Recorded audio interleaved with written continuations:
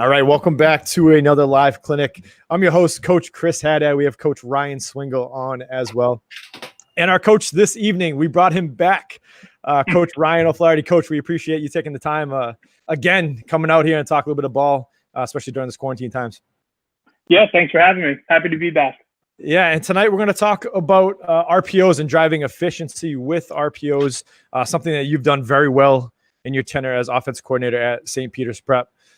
So before we actually get going here, and Coach, as you're getting set up, I just want to talk over you just for a second, if you don't mind sharing your screen. For those who don't know about Victory, we're a football education platform.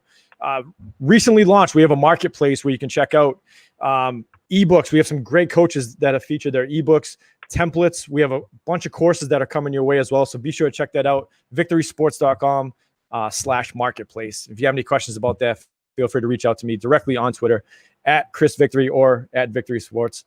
So Coach, if you are ready to go, let's go ahead and pass the torch over to you. You can check it out. Yeah, I'm ready to roll here. Perfect. All right, thanks guys. Tonight we're going to be talking about RPOs. Obviously a very popular topic, I'm sure, during quarantine. But I want to take a little bit of a different approach to it, and really look at why we're doing it. I want to look at how do we drive efficiency, and then ultimately what are we protecting, and I mean that in terms of our base offense, our base runs, our base play actions, and how do we protect those things that obviously have been very productive for us in our base offense. So obviously we just want to make it better as we go along. So just real quick, I know I've been on here before, but just a quick introduction. And as always, I want to start here on the right side. Our head coach is Rich Henson. He's been at St. Peter's Prep for roughly 35 years, maybe even more. He's done a really good job of building the program to what it is today. It's an honor to work for him. This past year, we finished #1 in the state of New Jersey. One blemish on our record. We went 11-1. We won the non-public Group 4 state championship, which that is the largest classification in the non-public sector. Offensively, we did some really nice things, and that's a tribute to our players and the offensive staff. Over 4,000 total yards in 12 games. We averaged 33 points a game. And in the division, we ranked #1 in points scored, #1 in passing yards, and #1 in total yards. So these guys did some really neat things throughout the year. And just to highlight a couple of the guys that I get an opportunity to work with, each day, and that's our offensive line coach, Joe Rotundi, who's been doing it a long time. He's a former head coach. Coach Sadlock, Ed Sadlock, another former head coach. On the offensive side, he works with our tight ends.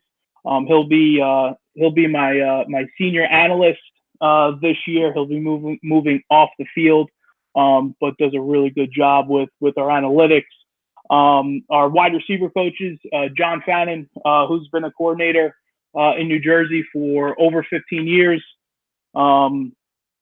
John actually coached me at one point. I just wanted to throw that dig in there if he's listening.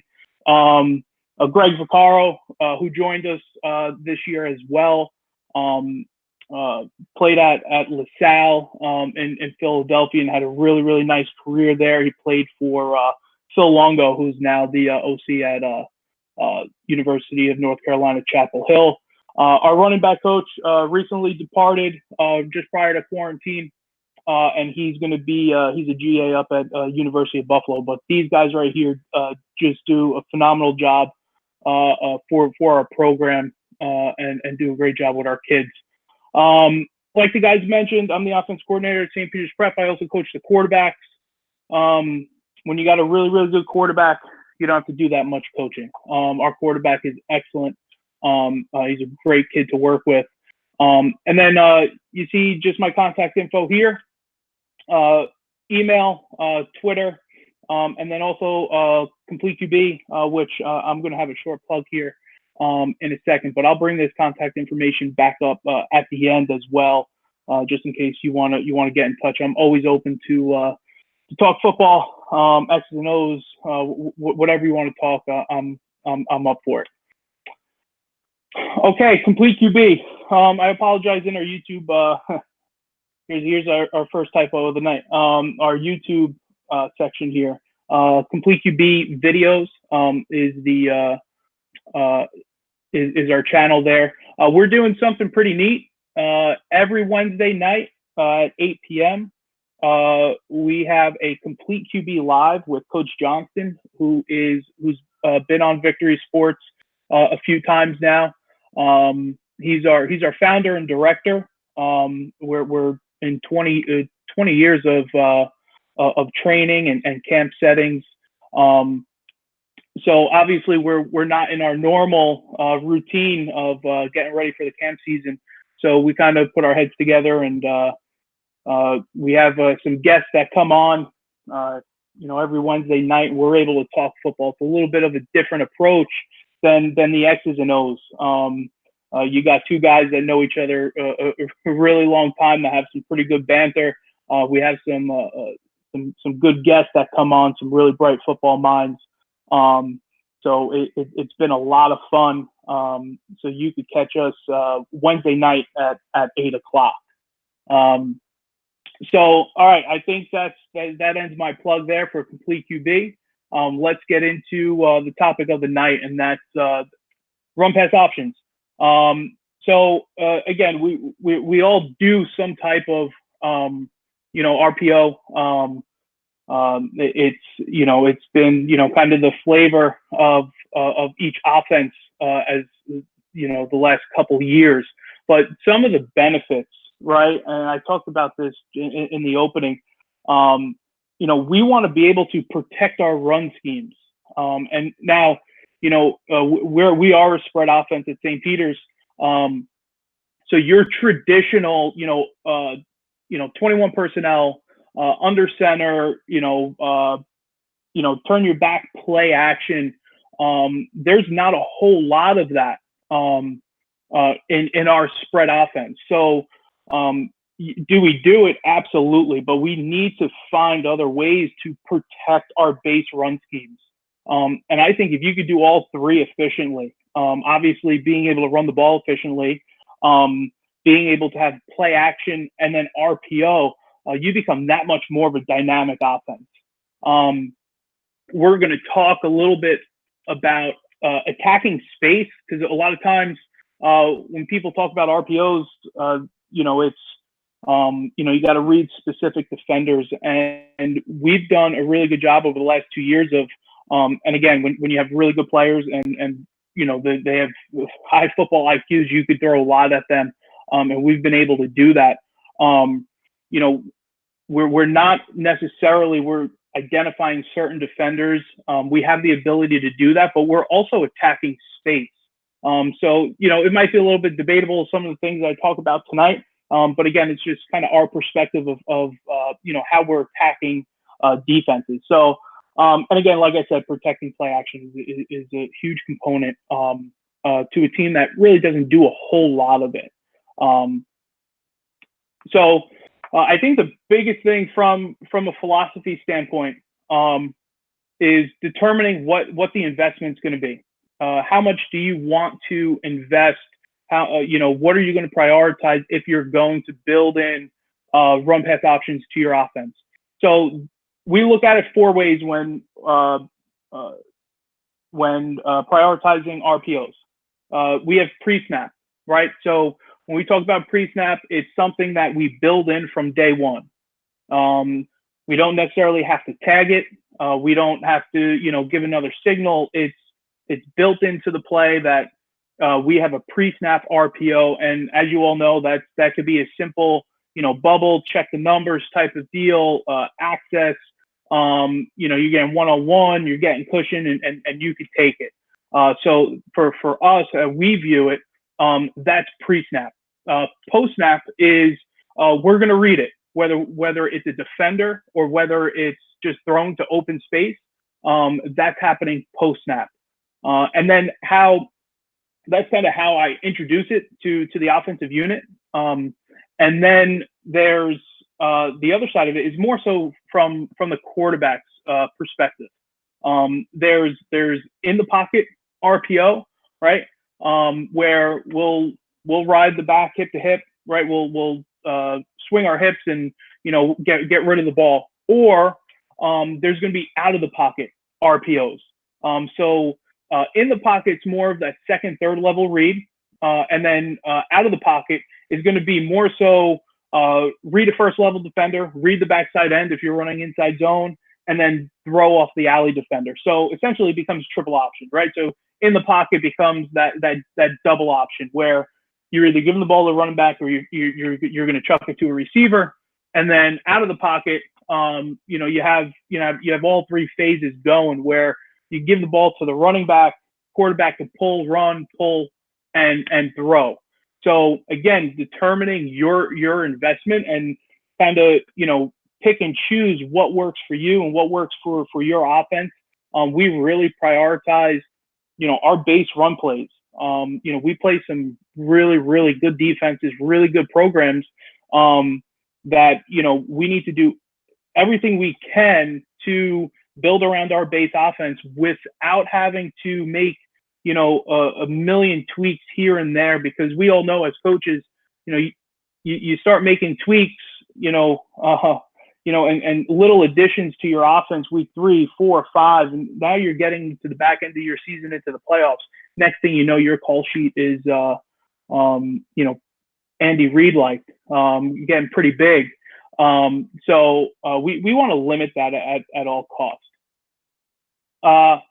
So we talk about the application of RPOs, right? I talked about, base offense is going to be pre or post snap.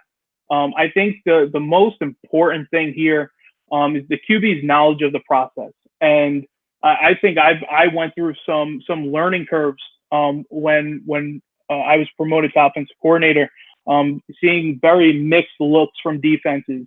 And then defenses that were just willing to play, man free, and really not coaching the quarterback through the process and what his options really were. So I think that's something that I've kind of been working on the last 2 years, making sure that the quarterback, especially when you have a highly intelligent one, that you're giving him the full process of where his eyes should be and where his options really are. And now this third point, I could hear my head coach's voice, when I come to him to install or make a tweak here or there. And I talked about what's the return what's the return in your investment. And he says all the time, is the squeeze worth the juice? So what does he mean by that is, is this going to be something that we can adapt to our base offense, or is this something that's going to be a drastic change to what we do? And my point is you make it as expensive as you want it to be. We've been doing it for some time now. We have some really, really bright football minds. We got some really tremendous athletes. So we're able to put guys in space, and we're able to do some certain things. We're very lucky for that. And then just to wrap that up, we're able to attack multiple levels. We could attack the third level. We could attack the safety. We could attack the linebacker. We could attack, defensive end to an alley defender. So, again, how expensive do you want it to be, and does it fit your base offense? So when we talk about pre-snap options, again, very, very simple here. We're talking our traditional, smoke screens, bubbles, things like that. And pretty much it's run game attachments for added explosiveness. There's a reason why it's a spread offense, right? When we talk about, spreading the defense 53 and a third, let's put that space to use. And when we put it to use, it's the perimeter throws, right? So, our key screens, like I said, are the bubble, the smoke, the now screen, whatever you call them. And then as well as quick game. I think there's nothing wrong with, especially when you're blocking first level, and you want to talk about take advantage of cushion on the outside, or you want to make that seventh defender in the box wrong, adding quick game, and not just your traditional bubbles. There's been plenty of times where, coaches, throw their clipboards and they're banging their heads against headsets because, they had numbers. They had, defense had 2 over 3. And, for one reason or another, the bubble didn't hit the way it should have. Well, maybe because you got a slot defender trying to block, a Sam that's a dude, and he just can't block him, right? And there's going to be those situations there. So attacking quick game or attaching quick game rather has been a little helpful for us because it gives us another variation. Again, we're talking about a base run play and attaching quick game. There's no expense there from everybody outside of the quarterback. Obviously, the quarterback needs to know kind of what the whole picture of what's going on there. But again, for everybody else and how you approach it and how you're teaching it, I think it's not as expensive as some people might think. And to all of this, right, when you're able to be efficient at throwing bubbles and quick game, right? We talk about, driving efficiency. If you want to see your quarterback's completion percentage go up, well, you start completing some bubbles and you start completing the quick game, you'll see that go up. But you'll also see a defense become more aggressive, right? And the aggressiveness is going to lead to double moves, something that we've been pretty good at, probably since my time at St. Peter's, just because we're able to complete the bubbles, we're able to throw the quick game, we're successful in the RPO game, and now we have defenders driving on those underneath routes. It really opens up, double moves, and obviously double moves going to lead to some explosive plays. So in terms of pre-snap options, right, we'll get into some diagrams here. Then I'll get into I do have some film mixed in here. So again, if anybody has any questions, please just stop me, guys. So defenders in space, okay? You have a 2x2 formation, 10 personnel, okay? You have a 6-man box. You have a Sam stretched. We can very simply call an RPO, call quick game, attach whatever we want, right? But let's just start with, you got bubbles to both sides. Again, it goes back to, when I played high school football and many pounds ago when I was a quarterback, and we're throwing quick game. And, it's funny because Chris Johnston, who's been on a few times as my quarterback coach, and, he would tell me, hey, you're looking for the tightest linebacker. You want to throw to the tightest linebacker for quick game, depending on what concept it was. And really, it's the same thing driven here. Where's the space for the quarterback, right? So if you're just evaluating, right, is this an RPO, or, what is this and how expensive is it? Well, if you're just running inside zone here, where you're going to cut the backside, you're going to run inside zone to the left, you're going to cut the backside and loose, you're going to make this 5-on-5, and, you see space, right? So where's the tightest linebacker? The H is, has a ton of space to work here. We get the X on the corner. And even if we chose, to go to the Sam, right, we're going to have the Sam chasing inside out, right? Something, Nick Saban years ago would preach is a 5 to the sideline. When bubbles started, at least for me, when bubbles started becoming like a predominant, run game attachment, you'd hear them on, all the different media outlets, 5 into the sideline, 5 into the sideline. So you're still running away from the Sam. But again, it goes back to, am I reading defenders or am I reading space? So again, quarterback comes out, and however you want to teach it, right? You can say, you got 2 over 2 here, and you have 1 over 2 here, and obviously that's the most basic form of your pre-snap RPO, right? You have a run play called, and you have a pass attachment. Okay. So again, we're able to, and the flexibility of RPOs is, and I think this is going to be more of a trend, and you'll see when I start talking about, some different concepts that, there'll be times where, we tell the quarterback, if we're just throwing, we're throwing stick, we're going to go inside zone stick RPO, and the mic is tough, there's no reason to read them. Just take that thing and throw it to him now.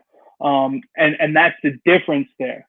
That pre-snap recognition of a defender not being able to cover space from where he is aligned pre-snap, it takes that whole reading a defender out of the equation. Now the quarterback and the receiver see space, and it's something that you have to train, something that, obviously your quarterback has to feel comfortable with, and then obviously, really know what the defense is trying to do structure-wise. So as we move forward, again, now just changing up the look here, okay? So talking about, in this slide here, going inside receivers on a bubble, right? Because we have space, maybe we have leverage on the Sam. Now we start getting a one high look. You start getting your slots covered, where they take away that leverage, right? And now you're determining as a play caller, you're saying, well, all right, well, they're taking away our bubbles. And this is where I think you have to have the flexibility within your offense. And a lot of people do that, and invest time into RPOs and these pre-snap attachments. Now I'm just going to attack the corner, right? I want to attack where the space is. So H and Y are going to go block most dangerous. So they'll push, they'll push to the strong safety, they'll push to the Sam. And then, we have, X and Z on a one-step now screen. Quarterback's going to catch the ball, let it rip. And that's all based on pre-snap defenders, which ultimately means what does the space look like? Do we have space to, expose the defense here? And in these two basic cases, static defense, two high look, where you have open space to the weak side, and then a one high look where the corners are bailing, they'll cover three look. And you always tell the quarterback, there's six in the box, and we're reading the backside end, and you don't feel comfortable about a throw. Maybe the corners are doing a heck of a job disguising, and he just doesn't feel comfortable letting that thing rip. Maybe, the quarterback, he's used to throwing the now screen into the boundary. Now ball's in the middle of the field. He doesn't feel good about it. Well, hey, we're still good in the box. We could still run this deal. It's not like there's seven. So he could still read the backside end and keep that on. So, that's always the out for the quarterback. If there's a pre-snap throw that he doesn't like, but feels good about the box, we still have the run. So just moving to 3x1. So now, again, you're still talking your H bubble. You can get Y on the bubble. You get the Z on the now screen. And I think this is the most obvious, 2/3 look when talking about pre-snap RPO, pre-snap space. How can we attack it? We always tell the quarterback, we're watching for this Mike. How far is he going to stretch, right? But we'll always take that matchup with the H running away from the Mike. We always want to be wary of, what is this strong safety doing? And a lot of the times what this strong safety, front tight safety, depending on what the Sam's alignment is, that's something we pay a lot of attention to. The teams that start too high and roll to one high, where they fit in this guy, if they're rolling strong. And obviously that has a lot to do with the spacing of the Sam linebacker. And we'll talk about what happens when teams go 3/3. But in terms of just attacking 3x1, this is as basic as we can get. And again, for some reason, quarterback just doesn't love it for one reason or another, we're still okay in the box. We'll read this end here, and then we'll handle it as it goes.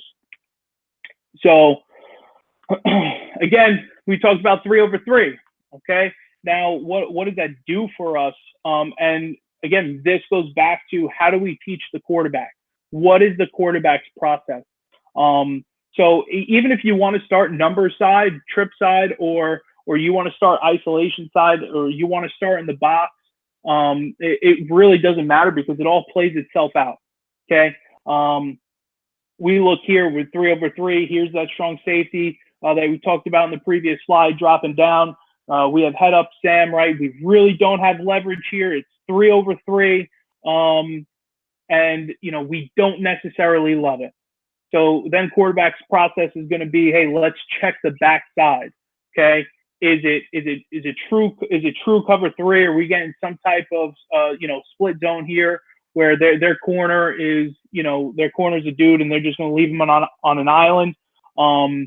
Sometimes we like that matchup too. We'll take a shot over the top of a press corner. But if it's a true cover 3 corner, where we're seeing that corner lift and give us access, again, depending on now from a play caller's perspective, we're looking at the front, right? So I want to know this backside backer, how far stretched is he? And him being stretched is determined by the front. So we're getting an under front to the field. Okay, so we're getting the low interior shade to the field, and we're getting the 3 technique to the boundary. And we have our weak side linebacker that is going to be stacked over the guard, but is going to be responsible, if they're just going to play gap sound defense, responsible for the A gap. So again, how far can this will stretch if it's true cover 3 and that corner is going to lift, play deep third, and now that will, because there is only one defender to the boundary there, try to get underneath a route. That's a real long way for him to go. So from my perspective as a play caller, I'm looking at the front. Yeah, the coverage, that's great, and I know it's 3/3. Those are things we go into the week anticipating. If the team's going to be one high and a strong rotation to 3, is what are we getting front wise? Who do they stretch, right? And I probably should have bumped this mic back in, because now there is an alley defender. We don't necessarily have to stretch the mic like you do in 2 high, where the mic has to kind of low wall 3 there, because the Sam is essentially walling 2. So now you get a true 6-man box, but again, you have an option here on the backside. Like I said, if he's pressed, we'll take a shot over the top. He's giving us access. Now we could touch, a bunch of different things here. We could just go now screen, right? We feel, into the boundary. We could catch, throw right now, get upfield, get us 4, get us 5 yards. That's great.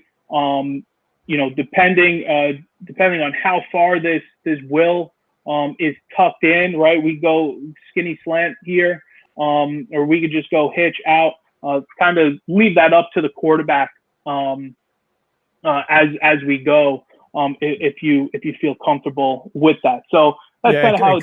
Coach, we had a question that, and I just want to stop you there, because we had a question that came through, and it pertained to that single side receiver. They asked, how many routes do you give your isolated receiver to run? And I think you just answered that question. But the second part was, if more, then how do you change that route? And you're saying the quarterback is communicating to that single side receiver?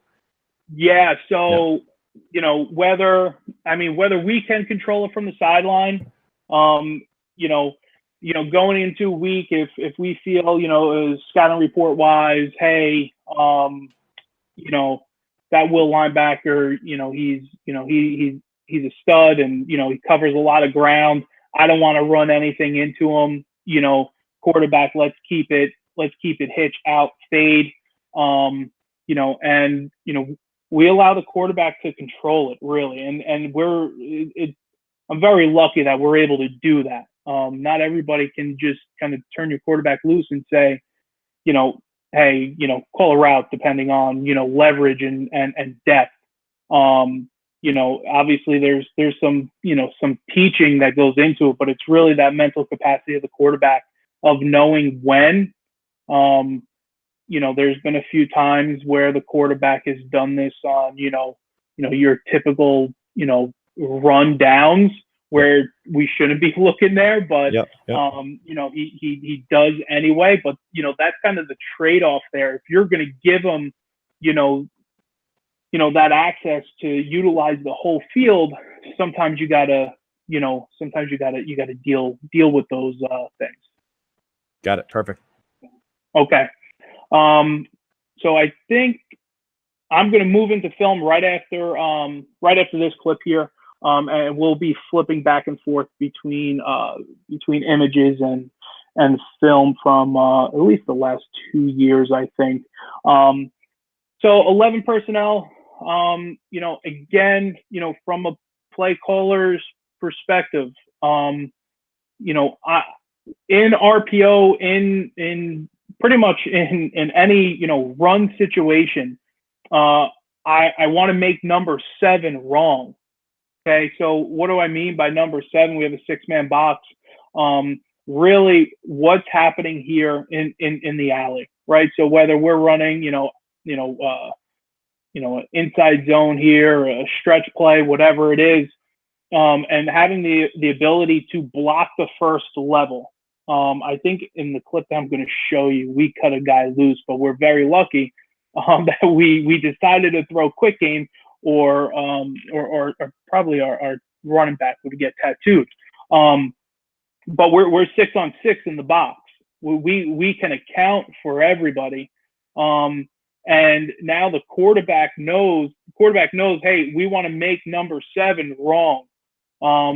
So for a team that's going to drop a guy down into the box, okay, so we have let's say formation strength, if they're calling it, to the tight end.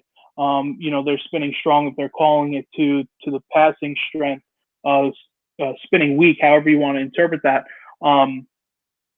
So it's number 7 wants to insert himself, right? Well, what do we have here? What are we giving this receiver? And in this clip that I'm going to show you, I'm pretty sure it's a hitch. And that's because I believe the strong safety or outside backer kind of folds into the box. Even this is pre-snap. We're not reading this post-snap. We're not riding the tailback and throwing to the left. We just don't do that. So let's get to the film here. Give you a better. It's here somewhere. There it is. I'll go back to that other. So again, and this is what I'm talking about, making number 7 wrong, right? So they already start with the safety down in the box, right? So we're talking about 1, 2, 3, 4, 5, 6, 7, right? So we got 7 guys in the box. We know we're running inside zone. We have 6 guys to block. There's nothing there for us. There's nothing there for us in the box. It's going to be tough sledding in there if we decide to hand the ball off. I do think we blow an assignment here, but give credit to both the running back, who realizes he's not getting the ball, picks up the backer that's about to walk up, and the quarterback being able to get the ball off. So again, you'll see some split zone action here, right? Not traditional, but you're just getting a cutoff here from the tight end, and we're going to go zone to the field, and our right guard goes the wrong way. But we're lucky here because our quarterback is saying, "Hey, I got access into the boundary." So he could catch rock, fire this thing out here, and he's lucky that he does so. And the running back does a good job. He just gets in the way here. But this is no doubt we're supposed to be running zone to the right. Tight end's going to block that backside left man on the line of scrimmage. And now we're going to make number 7 wrong here. He's so tight to the box, and we attach that hitch. Quarterback does a pretty good job of, at least getting it to the outside. You see, you want to spend some time on mechanics, right? Not everything is perfect. This is why we work, the fire drill throw, where we're catch and throw and get the heck out of the way here. He's got a guy barreling down on him, kind of affects. You see how the quarterback, you're going to see our quarterback finish momentum all the way over there. That's in the clinic for another day. But from a scheme standpoint, you see what we're attacking. With the 7 guys in the box, and we want to attack cushion. We're seeing kind of a loose man look here, but he's treating it as access, and it's given our guys a shot. More so than the run. So that's pre-snap. All right, I got some slides out of order here, so I'll work backwards and then forward. So working now towards the post-snap options. Right, so we're still attacking the defense's structure. We're still attacking our base runs. Now we have the best of both worlds here. We can manipulate the 6th man in the box, okay, whether it winds up being a first or second level throw, depending on how the defense is structured. We can manipulate number 6, or we can manipulate number 7. You'll see that in the film. And again, it goes back to not being a huge play action team. Probably need to do a heck of a lot more of it. Just because again, we're more 10, 11 personnel, the quarterback turning his back, not being under center, hiding that ball. It's a little bit different. So I feel really strongly about RPOs, kind of giving us, that extra leverage when it comes to, play action type plays. And again, we're also able to attack second and third level, very much like play action. So I need to skip this one here. All right, so when we talk about post snap, this is something that when you got a quarterback that can move a little bit, this is no different than when I played in high school football and ran triple option from under center, read the 5 technique, and pitch off the alley and all that good stuff. This is the same deal. We're going to run inside zone, outside zone, mid zone to the left. We're going to read the defensive end. We're going to first level defender. So for our quarterback, when we install this is an out of the pocket RPO. So what that means is if he pulls the ball, you better go, okay? Because if you just sit in the pocket here, that defensive end is able to kind of retrace his steps. If he's not completely sold on the run and kind of put a hit on you. So this would be an out of the pocket RPO. We're going to read the defensive end. And now you could attach a bunch of different things here. This could be, slant bubble. This could be fade out. You could still go, as you see, to the front side of the play. That now screen, getting Y into the alley and blocking most dangerous. You can do the same thing here. How you want to pair it really doesn't matter. You just want to attack space. And then when we backtrack and say, well, hey, we want to attack, the alley defender. Well, I want to attack his leverage. A one high look, we're getting head up to inside leverage of the Sam. So if this end decides to bend, we pull this ball. Now I'm attacking the alley. So again, this is no different than if you're a coach that, runs sprint out. You run sprint out flood. This is the same track for the quarterback. If you, naked protection, if you run boot, it's, more or less the same track. It's just, now you're reading a defender here. Pre-snap that, okay, this out is, has somebody over the top of them. I'm going to stay, with priority here, the end bends. Now I'm attacking the alley. And the reason why we say attack the alley is because so many teams bend and scrape. And that's a discussion for another day as well, in terms of how do you handle bend and scrape. I think defenses are doing a really good job of trying to take away your inside zone schemes or any kind of quarterback read, zone read options by doing that. And that's another thing that you got to be anticipate and then obviously protect. But we're still gonna rip up through, right? Depending on how far the mic is stretched, it's a balanced formation, right? So we should get him in the box. So if we do get bend and scrape and you're attacking the alley, at least you could give yourself a two-way go here, okay? Depending on the type of quarterback you have. So you're going to have, a Mike linebacker that's going to press, scrape over the top, or he's just flying to replace C-gap, right? Hopefully we could get leverage and it becomes a foot race. Again, I'll be the first to admit our quarterback can sling it a little bit and he could throw it a little bit, run it a little bit.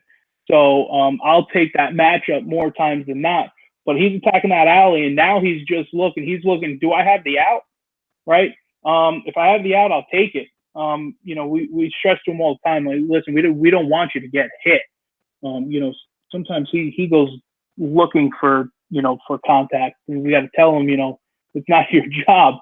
But he's going to attack the alley, and if we have access here, we're going to throw the out, and then obviously if it's covered, that means we have some chase from inside out, and now we have the alley.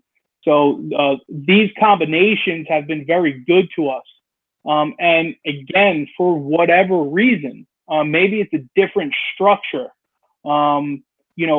We could, we always teach in terms of, full field. I never want receivers, this is where you get receivers kind of taking plays off. Where they know, like, hey, when coach calls this play, like, I'm not getting the ball. We have to teach our quarterback that, hey, when you have access here, you feel good about this. Hey, let's take it. Maybe this isn't the perfect scenario here where you're 2 over 2, but again, maybe the strong safety is, inserting himself into the box. Do they want to get nosy? They want to load the box, put 7 here. Now I like our options, throwing this now screen to the backside. So again, it's all about how you're going to progress through this from pre-snap to post-snap. But this would be a post-snap, RPO. We're going to read first level, and then we're going to read our alley. And defender. Coach, before you jump back in the film, you don't mind going back to the last slide. We had a question come in from Logan Yantic, and I think this is a pretty good question because I think this is on everyone's mind about the RPO. He asked, Coach, does the offensive line know when not to go downfield because you have an RPO tag to it?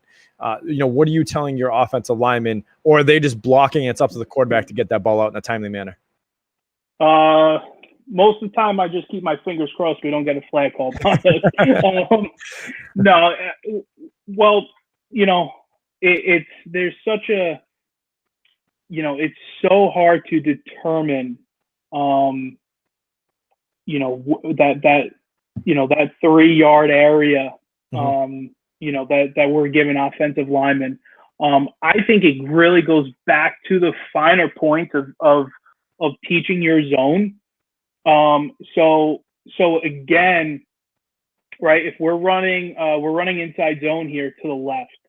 Now if I'm the backside tackle, and here's my Mike linebacker, I don't necessarily have to rush up to second level, right? Because I don't know, we could be getting some type of, maybe the nose is a 2-eye and we're getting slant here. Yeah. So, we'll talk about, that backside tackle being patient, really secure B gap, whatever, some guys will call it sift. There's a bunch of different terms for teaching it. We'll call it sift. We'll sift our tackle, just closing that B gap and not rushing up to second level. What we don't want to do, I'd rather take my chances and not really inform, especially on out of the pocket stuff, and not like tell linemen, hey, don't rush up to second level or add a tag, just because you start getting those guys playing a little bit slower, a little bit more hesitant, and again, there's been times where we've had look like a right tackle was running a corner route for us, and then there's no flag called, and then there's a tackle guard that's 2.5 yards down the field, and then we're getting called for a illegal man downfield. Sure. But again, I think if it's happening so quick, yep. Depending on how good you get at it, especially now for this one, right? You're getting the quarterback out of the pocket. There's just a lot of moving pieces. So again, I'd be lying if I said, I didn't keep my fingers crossed. Yeah, sure. Makes sense. So I think we'll get some motion here. All right, we're going to motion a 2x2. We're seeing a 3-3 stack, okay, which, probably going back. So here's my 3 defensive linemen. Here's my 3 linebackers. Still getting a 6-man box. Probably something, because they have an alley defender, essentially. And then they also have our slot covered up, right? So, but you'll see how this plays out, right? We're still going, because they have the alley defender here, right? You're going to see how aggressive this linebacker is. Okay, so defensive end, right? Shoulders turned, right? Let's tell a quarterback to be super aggressive, right? Defensive end does a good job here, right? He flashes his shoulders down like he's going to commit to the running back. He squeezes the heck out of our left tackle, right? It's just, he's not able to change direction as quick as he would like. And now here's the option. Watch that alley defender get nosy, eyes back inside. And now we're talking about flicking the wrist out there. Okay, so again, not a huge expense. We have our 6-man box. We can account for everybody in the box. Obviously, we're gonna read him here. And depending on what he does, will bring us to our second read. Again, now, if you just look at the picture here, right? If he's hanging out with the out, we're talking about foot race and foot race. And again, I think we're gonna beat that defensive end, right? And by the time the safety rallies to him, you're talking about an efficient play. So again, just very, very easy, right? This looks no different. If I just started the film here, hey, we're going sprint out, curl flat to the field. He could have made a better throw, kept the receiver on his feet. But I think you guys get the picture there. So we'll get it again. Right now we see, now we have our traditional 1, 2, 3, 4, 5, and 6. We get a 6-man box, right? We have the inside leverage on our slot receivers. Okay, we do a terrible job. We miss some guys up front. Okay, quarterback's going to pull it. When you leave 2 unblocked on the first level on inside zone, that's going to be an issue for you. It's going to be an issue for the quarterback as well eventually. Again, I think a coaching point, if you're going to run inside zone read, if your quarterback has an ounce of athleticism, teaching him or really training him to be aggressive. To say, hey, even if even if, you know, you're getting that feathered look, not by this guy, guys, this guy should be blocked 100%. It's the other guy behind him. You know, you're getting that feathered look where he really doesn't commit. You know, I'll tell the quarter, you know, prove that he could track you down. Now, he might have had us there. He might have had us there. And when I tell you that our quarterback's pretty special, and he's able to make throws like this, you know, with the defensive end barreling down on him, this is why some plays look good in clinics. But again, look at the slot, right? Look at the eyes of that outside backer. Eyes are inside. He loses leverage, right? And now we're just giving the receiver a catchable ball. That's a pretty good catch, considering the placement of it. But again, we're putting defenders in conflict.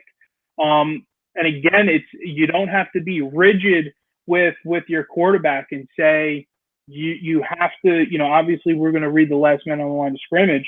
But you know, now you just, if there's green, go. You know, that goes back to, you know, sprint out flood. You know, I didn't have the greatest of arms. I was always told if there's green, go. Sometimes I got yelled at when I had to throw. But this is, you know, again, not an easy throw, maybe not the right read. We definitely blew a few assignments up front, but I think you see the essence of the scheme. Yeah, and Coach, we have a two-part question come through. Yeah. Coach Fitzgerald here. Your aiming point on your tight zone play from your tailback is question 1.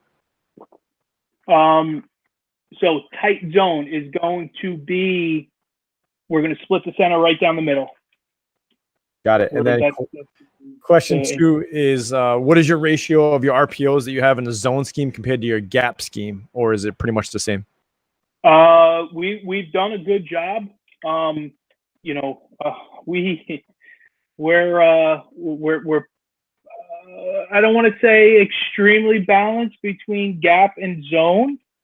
We do a little bit of both, but we've done a good job of balancing out our gap scheme attachments pre-snap. But we've done a really good job of the post-snap stuff from gap scheme, which we'll get to we'll get to in a few minutes here. Okay, awesome.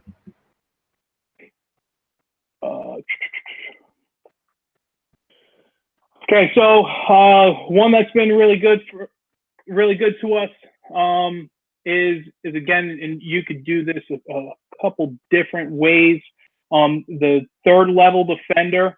So you know, considering the corner a third level defender, a lot of people run it with that glance post versus the too high, trying to get that you know, that backside safety down in run action.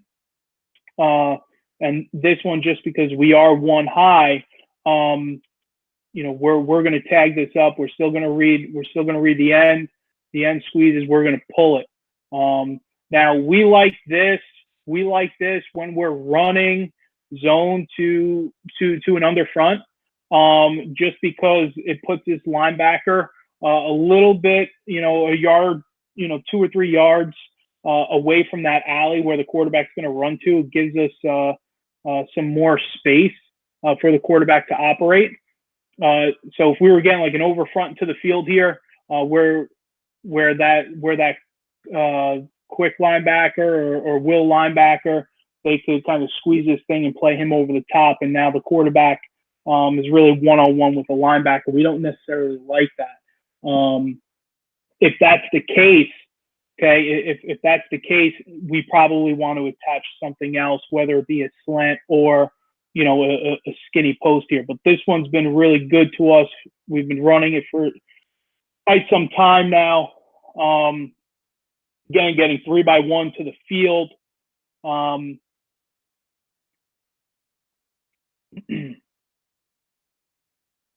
So there's our read. We get some squeeze here, okay, from the defensive end. I don't know if it's a great read. I think he might wind up on his backside here. But just look at what happens here, right? So we're 3-by-1. We have some press action going on here. Receiver does a great job. look, hands are on, right? This is hard. This is hard. It's hard. I can imagine as a defensive back coach, into the boundary, you're getting blocked all the way. You're getting stalked all the way from the receiver, and now he just slips you. This is it's pretty good. That was a huge play for us. And again, this is something that you kind of need the perfect setting for or structure from the defense. This is something that you could get 2 or 3 times a game, just because you need a guy out here that could really sell this thing, right? So when we talk to receivers, especially our outside guys that are stalking, possibly away from the play, or they're really out there on the perimeter. Hey, this is what you're setting up, so our receiver does a good job.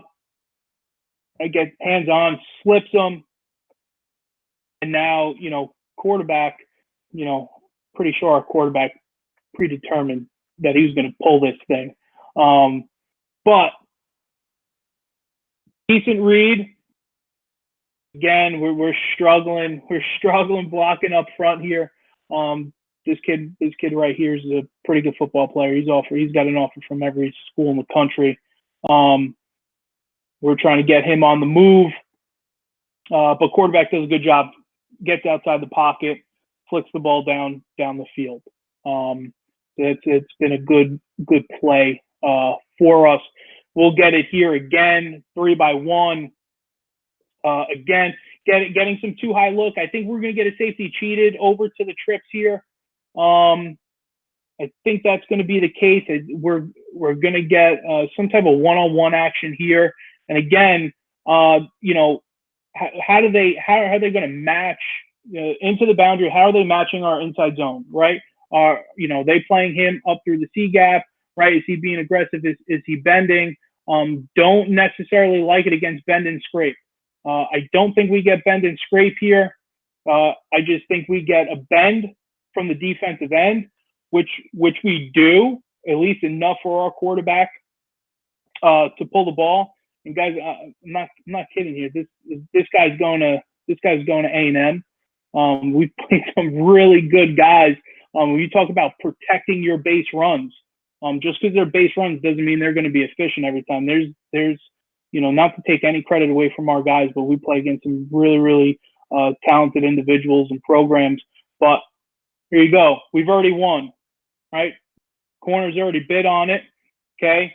That backside backer, okay, stepped up into the B gap. Here's the block from our tackle, right? You look, that looks like 3 yards to me. No legal man downfield. Quarterback gets outside. Now we're off to the races. So again, it's an easy throw. It's an easy throw when you sell it on the outside, right? Now, if this safety, right, I'm pretty sure, because if we play this through, there's the safety. They coming down into the box, right? So he's not as cheated as I thought he was, right? But again, we could now read this safety. You talk about third level safety read here, and just putting in the post behind it. You'll see that when we get to the gap scheme stuff. But again, this was a pretty good play for us. Again, everything's kind of geared in RPOs to the to the 2 receiver side, to the 3 receiver side, and you start getting defenses just locking in, saying, "Hey, I'm just getting isolation, I'm just getting quick throws, or I'm just getting verts, or I'm just getting back shoulder stuff." This is a really good complement to all of that.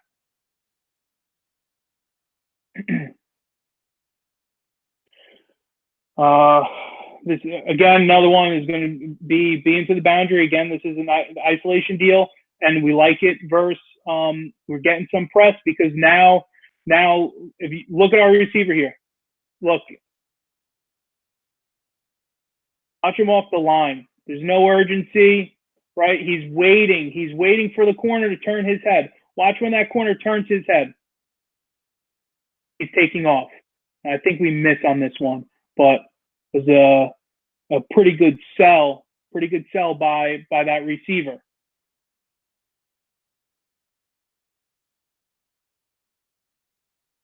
Again, watch the left tackle. Left tackle's not. He could be a little more patient here. He could kind of take, probably one more step here before he gets up to second level. But again, just you're talking about some acting here on the outside and kind of getting an RPO away from that trip side. And here you'll see kind of you won't get the throw here. We have, and again, right, if we're this is week 1 for us, right? So I'm not going to hammer our guys for this, but we have 7 guys in the box. Now I think the reason was we have outside leverage here on 2. So we felt I believe that was the quarterback's explanation here, but we're still gonna have that isolation work here, right? We're gonna stutter, stalk, go. Right now, here's our read. Here's our read. We're gonna pull the ball, right? So for us, right, we're probably going to cut this guy loose. I don't think we're going to be able to block him. We're not going to be able to block somebody here. Quarterback makes a great read, right? That's textbook there, right? Now, this is the same receiver that you saw to the top of the screen against the team in the red. Do a good job of selling here, right? This is week 1, right? He kind of, throws his hands up there. I'd like for him to step on the toes a little bit. There you go. Now the corner takes off and runs. So does the quarterback. So like I said, it's been pretty good to us to that isolation side. I'll move rather quickly through these. This is so we're going stick here. All right. So we are going to block all of first level. Right. We're going to go inside zone to the right. We'll go big on big to the backside here, and we're gonna have hitch, bubble, speed out, vert. We've become very flexible with these 2 routes here, changing those things up. But again, we talk about space, right? Again, the quarterback, right? There's really no fake. He's giving a little stab there, right? But he pretty much knows, right? He knows, right? Well, here's the thing, right? There we go. And we'll bubble, and then we'll hitch, right? For whatever reason, if this gets closed from outside in, depending on where he places the ball, it's still a safe throw. But in all, actuality, here's the guy that we're concerned about.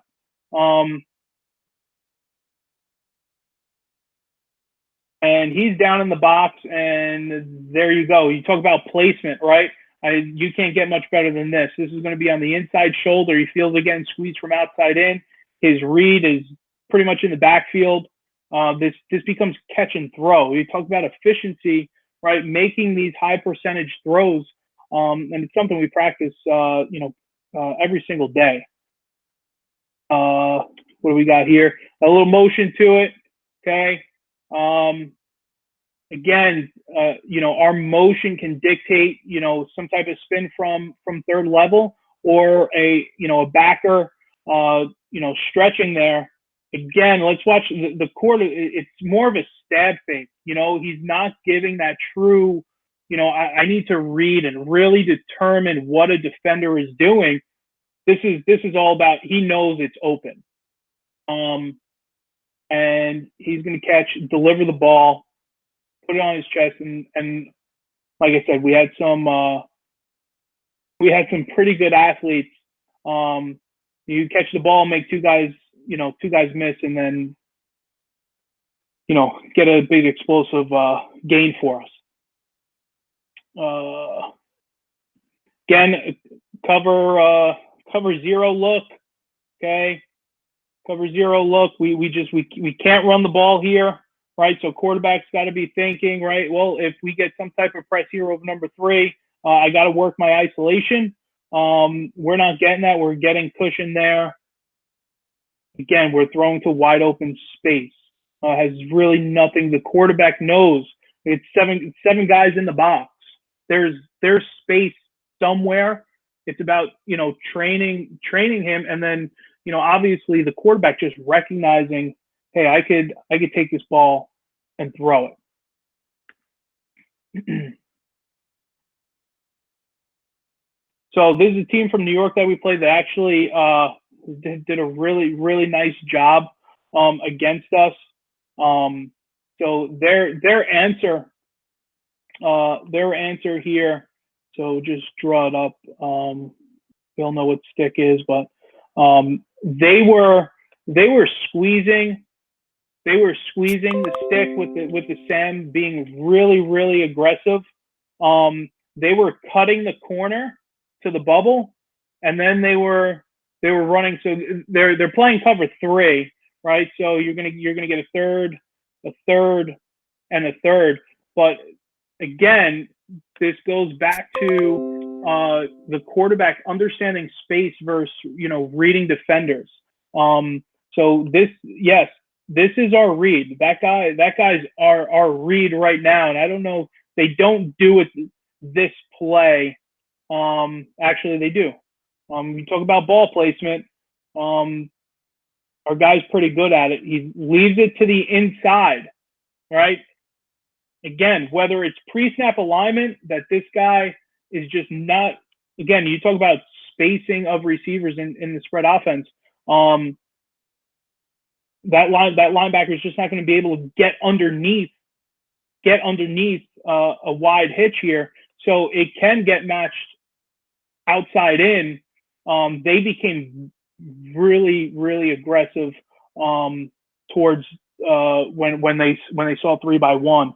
It was a really good adjustment. We kind of saw that as the season went on. So you really need to be flexible in creating that's those stick combinations to the 3 receiver side. One more before we get to the gap scheme. So now, you run so much 3-by-1 stick, right? So again, play action, stick and go, stick nod. Now our complement off of that, right? We're going to motion across, we'll bubble, we'll outside release, and now we'll take this guy down the middle of the field.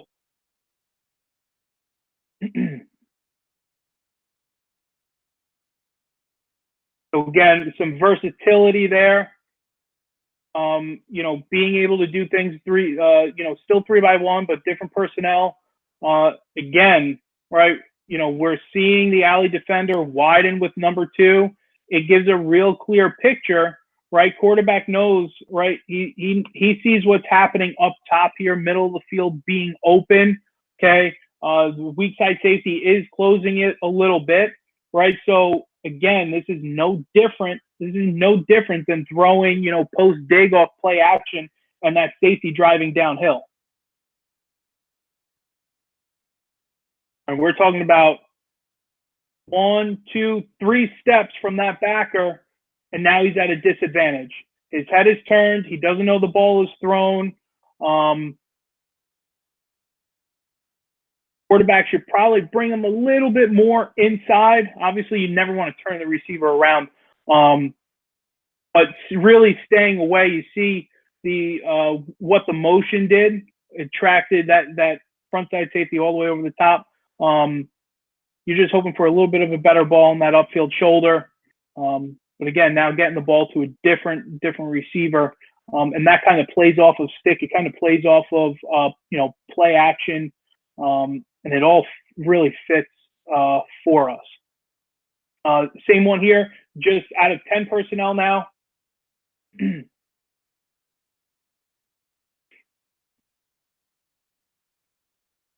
So now this is this is a little different here. Okay, this is a little different.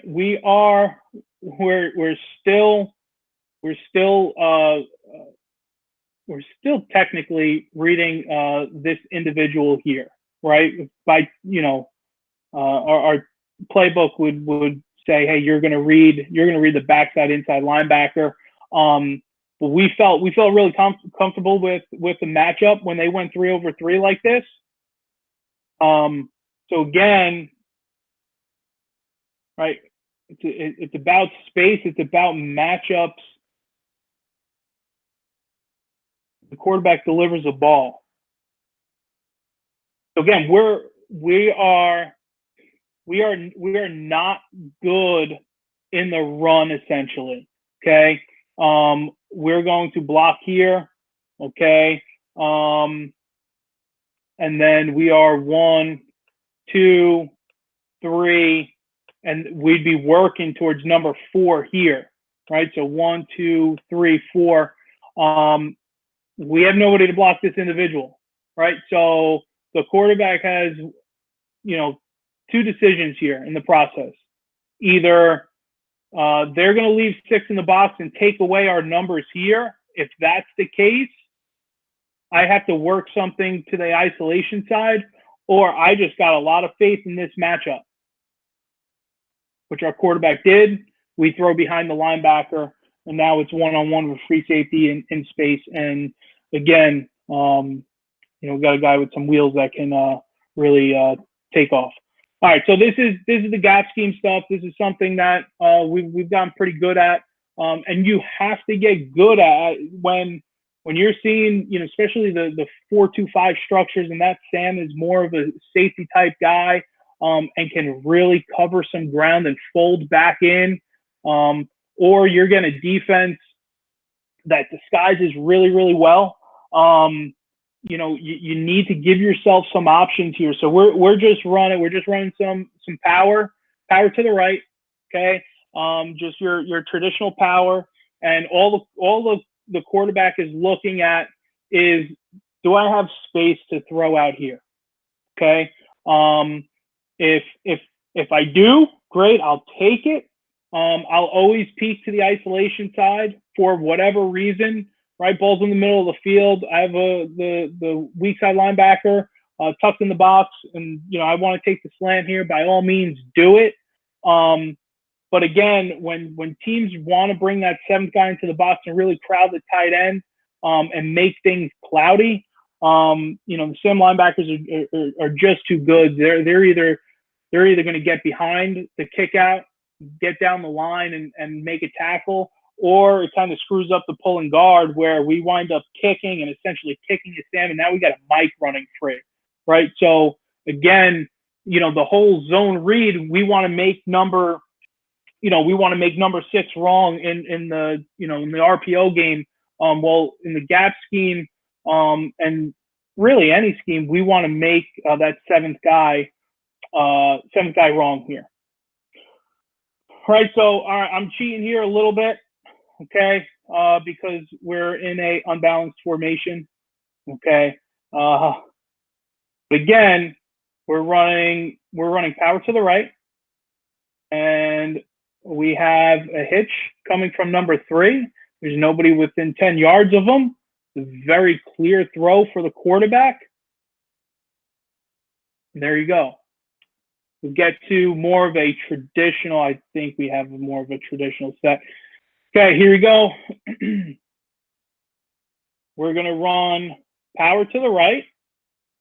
Okay, so ball's in the middle of the field. 1, 2, 3, 4, 5, 6. There's my box, right? Let's watch what number 7 does. Number 7 comes right to the box. He's walking up. Okay. Well, now we got to have answers, right? So you get some press bail here. This safety wants to replace. Okay. We're going to get 1 high. We're going to get a zone blitz. So now the quarterback's progression is, I'm going to either take the hitch. If I do not love the hitch right now, I'm going to throw the post in behind it. And again, good ball placement. The defender is not necessarily in bad position here. Could be a little bit of a better route. But again, you're talking about you have a post safety in the middle of the field. You have a safety come down. Now you're working on outside leverage here, all because number 7 wanted to get nosy and in the box there. Now, the one thing that I will stress is, depending on, this team here does a good job with their defensive fronts. They become a little bit of a pain to deal with. When you have that backside tackle hinging, we do spend a lot of time on any additional pressure that might be coming outside that tackle. Because again, this is the offensive line thinks, we're running power. Okay. So anything else coming from the outside, like that backer is now, well, the quarterback needs to know he's unaccounted for. So he gets away with one there.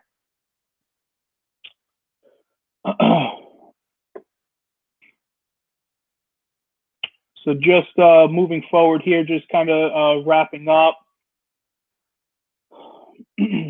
So again, just some different variations here.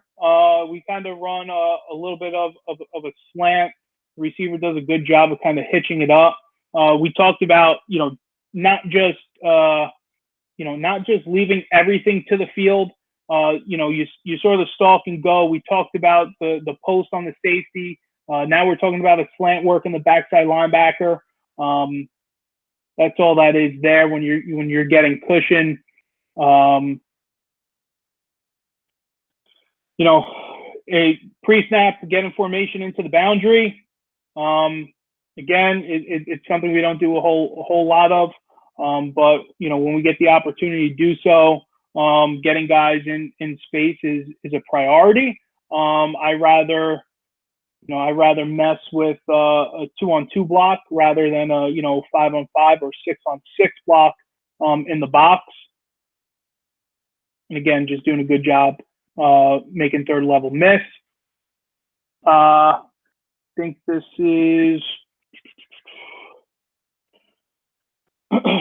just different variation here. Okay, so just running the bubble, right?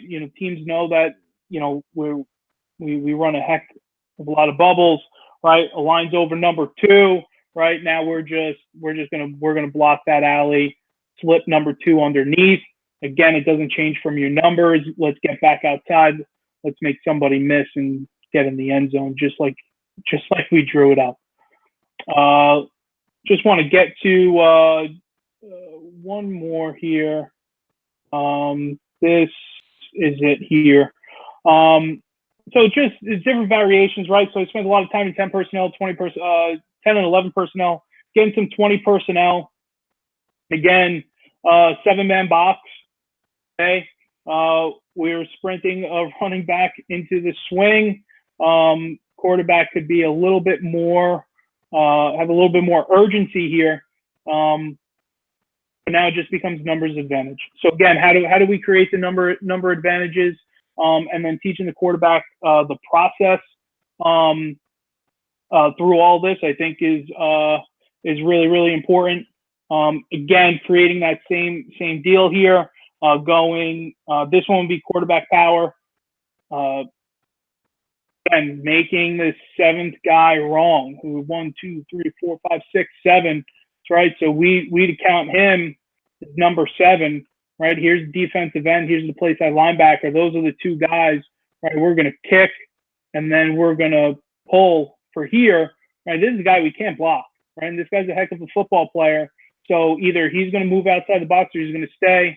And it's just another way to create that perimeter throw for us. So whether you consider it an RPO, pre-snap, post-snap, in the pocket, out of the pocket, whatever you do, however much time you invest in it, it's really about how much do you want to invest, right? And I think you can take bits and pieces here, but guys, I really appreciate it. I know I had your ears for a long time here. I guess that's what happens when you're in quarantine. You just keep going, right? But guys, here's my contact information. My phone number. Shoot me a text. Give me a call. Shoot me an email. Hit me up on Twitter. Whatever you want to do. I'd love to talk some football. Sure. Awesome. Let me readjust that so you guys can see it. Perfect. All right. Well, we're going to leave the chat open for another minute or two. Coach, that was fantastic. You make RPOs seem so easy. And, you know, we've had you on here before talking, you know, just different offensive concepts. And you always do a great job just breaking down things to make it sound so easy. You could run it at any level. And the major point is, you know, put your best athletes in space and get them going. So, Yeah. Coach Swingle, you got any questions before we sign off? You're on mute, Coach Swingle. I'm all good. All right, perfect. I'm not seeing any more questions in the chat. Coach, any last words before we sign off? No, I just you know, appreciate you guys having me on again. You know, and I really do mean that. You know, guys, you know, reach out to me. You know, I'm always about you know, learning and you know, staying ahead of the curve. And we got some time to do so. So you know, I'm really happy to be on again, and you know, I'll be back on again soon, hopefully. Yeah, absolutely. Yeah, third time. We're gonna have to get you back on here, Coach. So we appreciate it. No last words from Coach Swingle. No, we love the beard, is what I think Chris said in the chat. So thank you. We'll be back again next Tuesday, as always, 8 p.m. Eastern. Watch on Twitter, Facebook, YouTube. If you're on YouTube, make sure you subscribe, hit the notification bell. We come out with videos every single week along with the live clinics. I'm Coach Chris Haddad, Coach Ryan Swingle, Coach Ryan O'Flaherty.